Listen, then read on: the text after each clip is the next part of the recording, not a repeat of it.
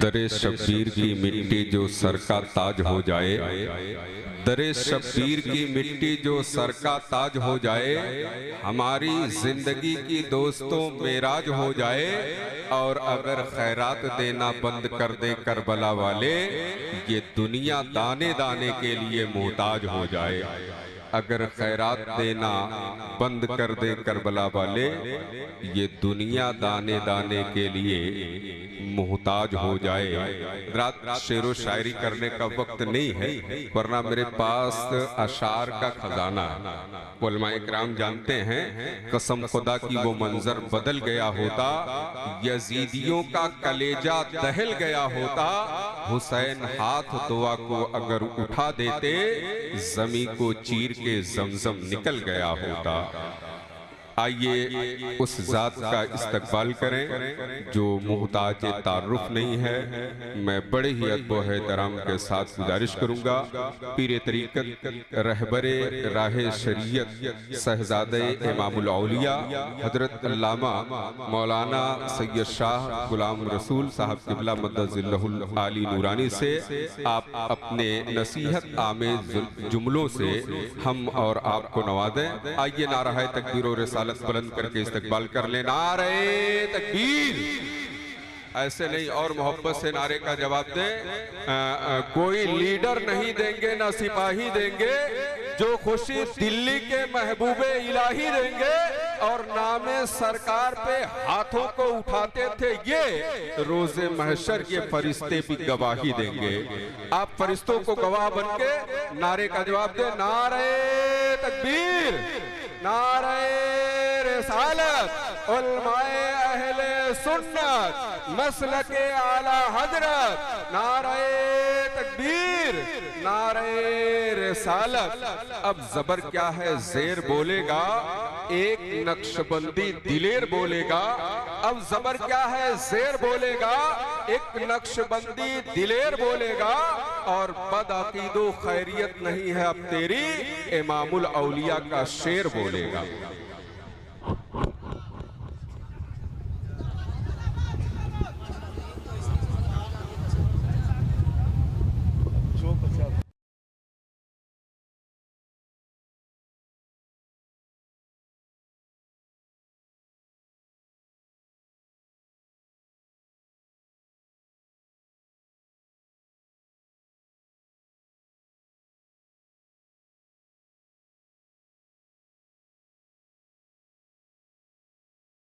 वनसल्लिम अला हबीबिल करीम। अल्हम्दुलिल्लाह अल्हम्दुलिल्लाह कफ़ा व सलामुन अला इबादिहिल लज़ीना इस्तफ़ा। अम्मा बाद,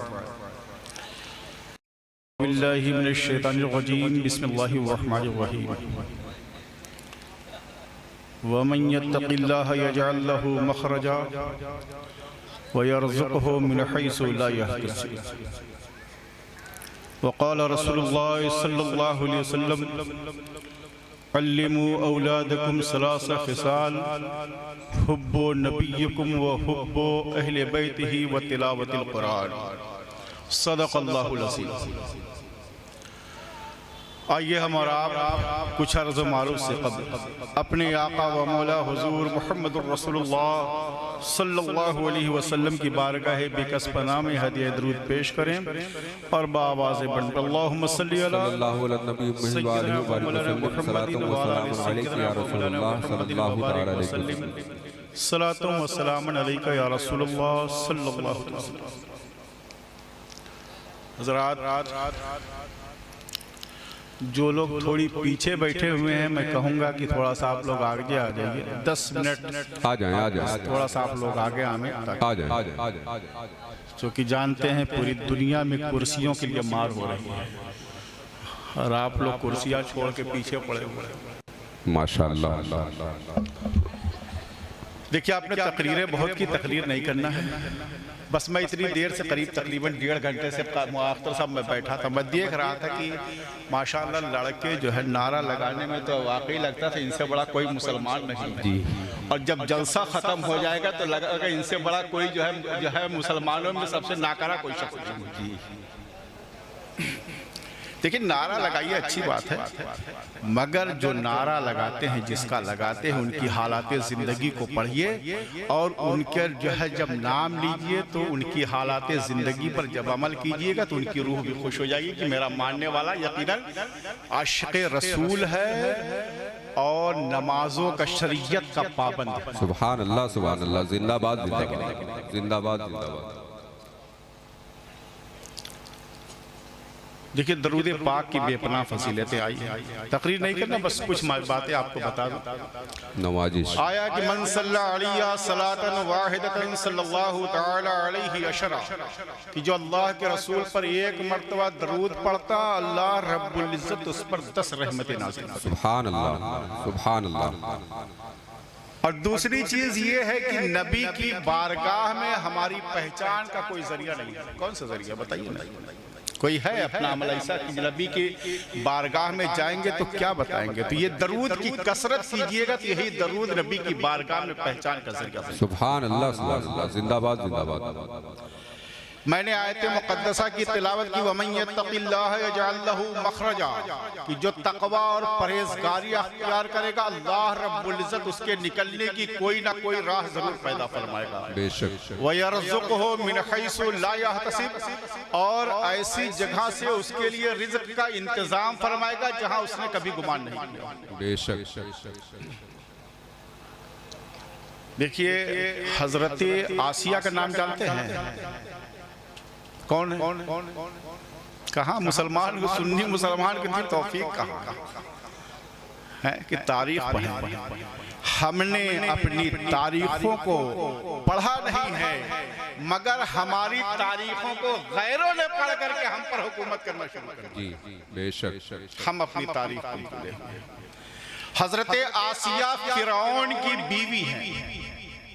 जब हजरत मूसा ने नबुव्वत का ऐलान किया तो हजरत आसिया ईमान ले आई।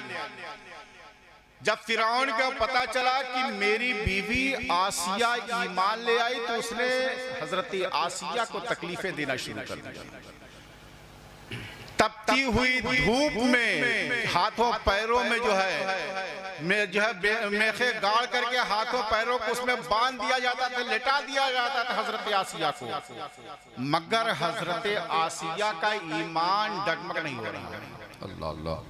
हजरत आसिया अपने ईमान पर बदस्तूर कायम है।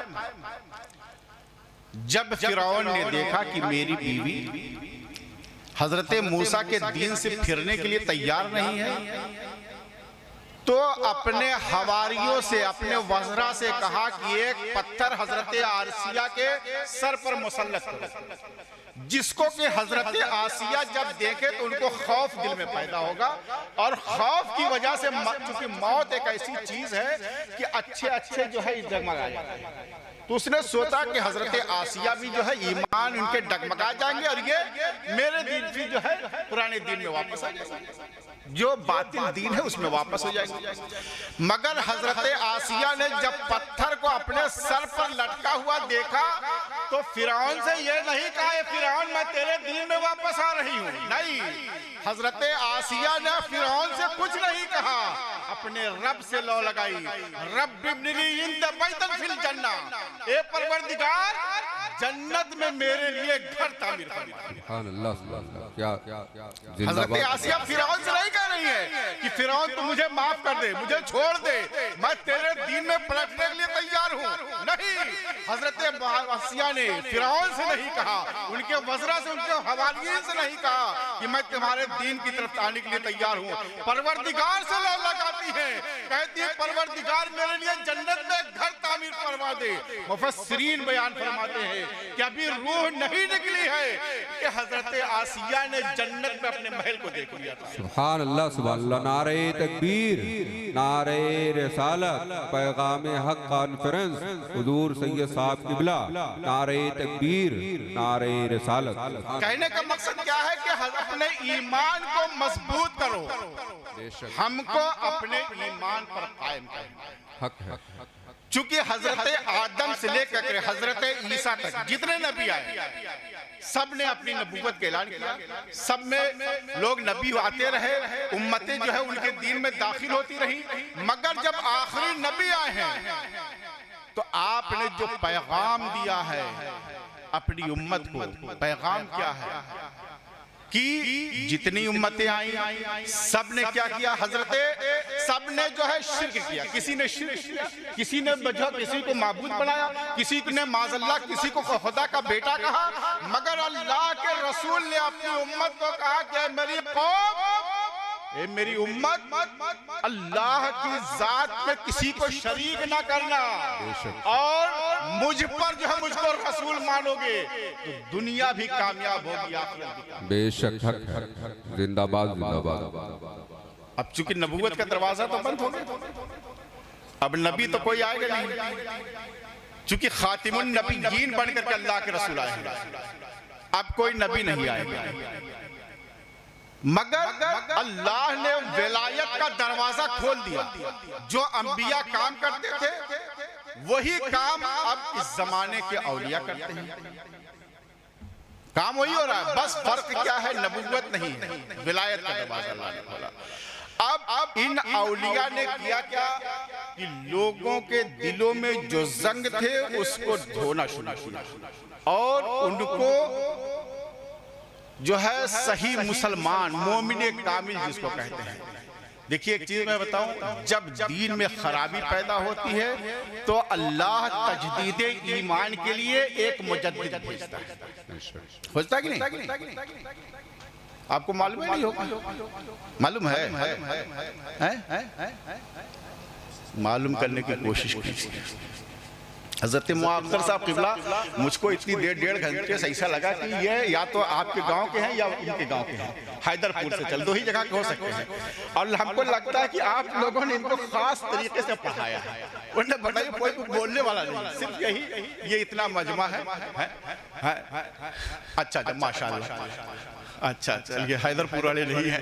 तो मैं कहने का मकसद ये है ना कि आप जिसका नारा लगाते उनके बारे में जानिए। 14वीं सदी के मुजद्दिद इमाम अहमद रजा हुज्जतुल्लाहिल काहिर, वो इमाम अहमद रजा ने अब जब आए हैं तो आपने क्या किया, जो लोग नबी को अपने जैसा कहते थे, जो कहते थे माज़अल्लाह नबी अगर हम इबादत और रियाजत करें तो माज़अल्लाह नबी के बराबर हो जाएंगे, तो ऐसे लोगों को आला हजरत ने गाजर मूली के तरीके से कहा। माशाअल्लाह, तो वो आला हजरत ने जो है 14वीं सदी के इमाम ने जो काम किया था वो आज तक चला रहा है। मगर हम लोगों ने क्या किया, हम लोगों ने समझा कि बस हम नारा लगा देंगे तो आला हजरत अपनी कब्र में। उलमाए अहले सुन्नत हुजूर सैयद साहब क़िबला नारे तकबीर नारे रिसालत, सुभान अल्लाह। मैंने पढ़ा ना कि जो है जब इंसान तकवा और परहेजगारी अख्तियार करता, अल्लाह रब्बुल इज्जत उसके निकलने की कोई ना कोई राह जरूर पैदा। बेशक तो तकवा और परहेजगारी, गुनाहों से बचो, लोगों के हुकूक को दबाने से बचो, लोगों की चुगली करने से बचो, लोगों के अंदर ऐब ढूंढने से बचो। लोगों के अंदर ऐब ढूंढने से कैसे बचेंगे, जब किसी के अंदर ऐब देखो उससे पहले अपने गिरेबान में जाको कि मेरे अंदर कितनी अच्छाई है। आज हमारा क्या हाल है, हम खुद जो है उस काम में मुलविस रहते हैं मगर दूसरे की तरफ उंगली के उठाने के लिए तैयार है ना? और सच्ची गवाही देना चाहिए। आज जमाना क्या है कि जिसकी लाठी होती है उसी का साथ है ना, वो भले में जानते हैं कि गलत है, मगर जिसकी लाठी मजबूत है कहते नहीं ये सही है।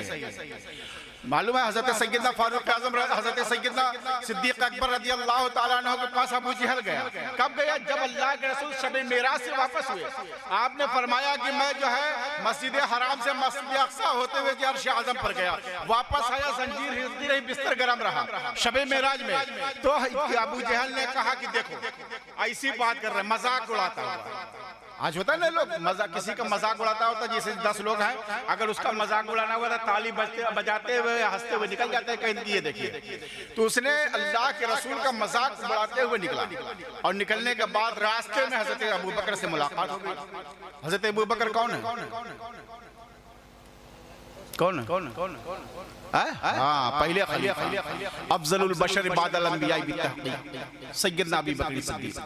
तो मुलाकात हुई, कहा कि हुजूर हज़रत अबू बकर से कहा कि अबू बकर तुम तो बड़े समझदार आदमी हो, पढ़े लिखे हो, ये बताओ कि अगर कोई शख्स ये कहे कि मैं मस्जिद हराम से मस्जिद अक़सा, उसके बाद अर्श आज़म हो गया, फिर यहाँ गया वहाँ गया, फिर होते हुए मैं जो है जमीन आया और जंजीर हिलती रही, बिस्तर गर्म रहा, कोई मानने वाली बात है? तो भाई हज़रत अबू बकर कहते थे नहीं। हज़रत अबू बकर ने कहा कि बताओ किसने कहा है? कहा कि तुम्हारे दोस्त मोहम्मद सल्लल्लाहु अलैहि वसल्लम ने कहा कि अगर उन्होंने कहा तो सही कहा। सुभान अल्लाह, बेशक हक। अगर वाकई सच्चे हो तो सच्चों के हक में गवाही दिया करो, बेशक, है ना? मैं बताऊं, हज़रत सैयदना निज़ामुद्दीन औलिया जानते हो कहाँ मज़ार है? दिल्ली, महबूब इलाही निज़ामुद्दीन औलिया, जिनके गेटवे पर शैतान लोग बैठे रहते हैं। जाइएगा देखिएगा, एक बहुत बड़ी बिल्डिंग बना के बैठे रहते हैं सब शैतान। हाँ, मगर हज़रत महबूब इलाही का फैज़ान जारी रहता है, वो भी वहाँ जाते हैं कि यह शायद कुछ मिल जाए, मगर जो है कि अल्लाह ने जिनके दिलों पर मुहर लगा दी हो तो क्या उनको। बहरहाल एक शख्स और जो है हज़रत निज़ामुद्दीन औलिया के जो है एक मुरीद थे, वो अपने किसी दोस्त को लेकर के गए जो परजात का पंडित था, लेकर के गए और कहें कि हुजूर ये मेरा दोस्त है, पंडित है, अगर आप कह देंगे तो ईमान ले आएगा। तो महबूब इलाही निज़ामुद्दीन औलिया रोने लगे तो जो है मुरीद परेशान हो। ये बताओ कि मिसाल के तौर पर अगर कोई मुरीद किसी पीर से कोई बात है, पीर रोने लगे तो मुरीद परेशान हो जाएगा ना, लगता है मैंने कोई गुस्ताखी कर दिया। तो वो मुरीद परेशान हो गया, कहा हुजूर मुझसे कोई गलती हो गई क्या, कोई खता हो गई है जो आप इतना रो रहे हैं? कहीं नहीं, तुमसे गलती नहीं है, मैं इस बात पे रो रहा हूँ कि मेरे अफ़ालो किरदार रसूलुल्लाह के अफ़ालो किरदार से मुमासलत नहीं कर रहे हैं, मिल नहीं रहे हैं, नहीं तो मुझको कहने की जरूरत नहीं पड़ती, देख करके सुभान अल्लाह, सुभान अल्लाह, सुभान अल्लाह, सुभान अल्लाह, जिंदाबाद। आप तुम लोग तो बच्चे हो, ये उलमा बैठे हुए, इनसे पूछिए आज से 25-30 साल पहले जब नमाज मगरिब होती थी तो अपने गैर लोग भी अपने बच्चों को लेके मस्जिद की जीनों पर आते थे ना। जो लोग बड़े हैं, जवान हैं, उन लोगों को मालूम होगा क्यों आते थे कि ये मुसलमान है, नमाज पढ़ करके जब निकलेगा मेरे बच्चे को दम करके ठीक हो जाएगा, यही रहता था ना। मगर आज क्यों नहीं आ रहा? क्योंकि वो जान रहा है इसका किरदार बहुत खराब हो गया है। कहने का मकसद ये है कि अपने किरदार को संवारो। आज भी जमाना हमारे कदमों पर गिरने के लिए तैयार है, मगर शर्त ये है कि हम मोमिन कामिल है ना। तो लिहाजा तकरीर नहीं करना था, बस थोड़ा सा, बस काफी देर तब भी बोल दिया। कहने का मकसद ये है कि आप यहाँ जलसे में आए हैं तो ये सोच करके जाइए कि हम नमाजों की पाबंदी करेंगे, रमजान का रोजा रखेंगे, किसी का हक हम नहीं मानेंगे। आज होता क्या हम लोग का कि जो है किसी की जायदाद को, अपने भाई के हक को हम लोग कब्जा कर लेते हैं और उसके बाद जब अल्लाह ने हज की तौफीक देता है तो जब जाने का वक्त होता है भाई के गले में मिलकर के आंसू बहा के रोते, भाई मुझको माफ कर दे। होता ना? अच्छा भाई भी क्या करे भाई, 10 आदमियों के बीच में माफी मांगे, अकेले मांगे तब ना तो बात पता चले। वो तो सारे भरे मजमे मार कहीं हाँ जा माफ किया, उसके बाद हज बैतुल्लाह में चला जाता है। ये मुफ्ती साहब बैठे, पूछिएगा कि हुकूकुल इबाद माफ नहीं होता है। आप हज करने जा रहे हो, उससे पहले अपने भाई की जायदाद जो तुमने कब्जा किया उसको वापस कर दे, उसके बाद भाई से माफी मांग के जा, अल्लाह तेरे हज को कबूल करेगा। वरना पूरी जिंदगी तू जाता रहा और भाई के अगर हक को कब्जा किया तो सोच के हज कबूल हो जाके नहीं होने वाला है। तो लिहाजा ये चीजें अपने दिमाग में बैठाइए कि हम किसी के हक को नहीं मारेंगे। और सबसे बड़ी चीज कि हम मसलक के आला हजरत पर कायम रहेंगे, मगर कैसे? सिर्फ नारे से नहीं कायम रहेंगे, हम उनकी हालात जिंदगी पर अपनी जिंदगी को गुजारेंगे, है ना। हम अपनी जिंदगी को, उनकी जिंदगी जो उन्होंने नमाज रोजा हज व ज़कात किया उस तरीके से गुजारेंगे। आला हज़रत फाजिल बरेलवी हज बैतुल्लाह में जा रहे हैं और जाते हुए आपकी वालिदा माजिदा आपके साथ है। सुनना, अभी तुम लोग नारा बहुत लगा रहे थे ना, इश्क मोहब्बत आला हज़रत का इश्क मैं तुमको बता रहा हूँ। हाँ, आला हज़रत फाजिल बरेलवी हज बैतुल्लाह में जा रहे हैं अपनी वालिदा के साथ। जहाज उस वक्त हवाई जहाज नहीं था, पानी के जहाज से जा रहे हैं। जहाज भंवर में फंस गया है, जहाज गर्क होने वाला है। आला हज़रत फाजिल बरेलवी बड़े सुकून और इत्मीनान से बैठे हुए हैं। हुज्जाज परेशान है कि जहाज डूब जाएगा, हम लोग हज नहीं कर पाएंगे। लोग परेशान है कि हमारी वापसी नहीं होगी, अपने अहले खाना से नहीं मिल पाएंगे, हम मदीनतुर रसूल नहीं देख पाएंगे, हम खाने काबा की ज़ियारत नहीं कर पाएंगे। लोग परेशान है, मगर आला हज़रत बड़े सुकून से बैठे हुए हैं। तो आपकी वालिदा कहती है कि अहमद रजा, तुमको पता नहीं कि जहाज भंवर में फंस गया, डूबने वाला है, और तुम बड़े सुकून से बैठे हुए हो। आप जवाब सुनिए। आप कहते हैं अम्मी जान, अल्लाह के रसूल ने फरमाया कि जिसने बिस्मिल्लाहि मजरीहा व मुरसाहा इन्ना रब्बी लगफूरुर रहीम पढ़ लिया, जहाज गर्क नहीं हो सकती। ए अम्मी जान, अहमद रजा ने उस दुआ को पढ़ा है, लिहाजा जहाज गर्क नहीं हो सकता। नारे तकबीर, ये इश्क होता है। जवाब तो दो, नारे तकबीर, नारे रिसालत, मसलके आला हजरत, फैज़ान आला हजरत, उलमाए अहले सुन्नत, हुजूर सैयद साहब किबला, मदरसा साबिरिया कंजुल ईमान, पैगाम हक कॉन्फ्रेंस, नारे तकबीर, नारे रिसालत। सुभान अल्लाह।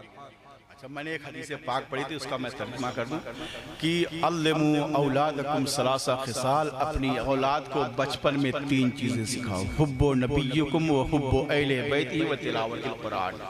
यानी जब बच्चा थोड़ा सा बोलने वाला हो, अम्मा अब्बा, तो उसको ABCD बाद में पढ़ाना, पहले नबी की मोहब्बत सिखाओ। नबी की मोहब्बत में क्या है कि जब कुछ बात हो तो ये कहो कि ये नबी का सदका है। जब कोई बात हो तो उस मुस्तफ़ा का जिक्र करो। जब कोई बात हो, कोई चीज लेकर के आओ तो कहे ये नबी का सदका है जो लेकर के जो है। ये अगर हम जो है तुमका आप कहो कि बेटा अल्लाह ने जो तुम्हारे बाप को इज्जत दिया है ये उस मुस्तफ़ा का सदका है। कोई चीज लेकर के जाओ तो कहो कि ये मुस्तफ़ा के सदक़े में लेकर के आए हैं। ये चीजें जब बार बार उसके दिमाग में डालोगे तो होगा कोई मोहम्मद रसूलुल्लाह कोई अजीम जात है, क्योंकि जिसका जिक्र बार बार हो रहा है यकीनन कोई अजीम शख्सियत है। क्योंकि अल्लाह ने जो है तख्लीक कायनात का मकसद ही मोहम्मद रसूलुल्लाह है सल्लल्लाहु अलैहि वसल्लम। तो लिहाजा बार बार अपने बच्चे को नबी की मोहब्बत सिखाओ, और जब ये नबी की मोहब्बत दिल में बैठ जाएगी तो आपका बच्चा मोमिने कामिल हो जाएगा, मुसलमान कामिल हो जाएगा। और दूसरी चीज क्या, वह हुब्बु अहले बैत की, और नबी की अहले बैत यानी हसनैन करीमैन की औलादों की मोहब्बत सिखाओ। वह तीसरी चीज क्या, वह तिलावतिल कुरान, और कुरान की तिलावत।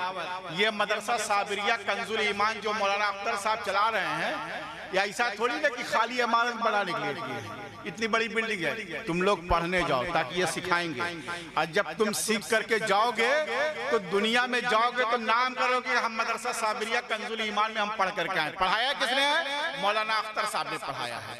तो लिहाजा सिर्फ मदरसे की बिल्डिंग बनाना कमाल नहीं है, मस्जिद को बना देना कमाल नहीं है, उसका पेट भरना चाहिए, वरना मस्जिद का पेट भरेगा नहीं तो मस्जिद बन। इसी तरीके से मदरसे की सिर्फ बिल्डिंग बना दो और सोचो कि हम पढ़ेंगे नहीं, हम जो है अपनी दुनियावी जिंदगी में मस्त रहेंगे, तो ऐसे मदरसे बनाने का क्या फायदा है।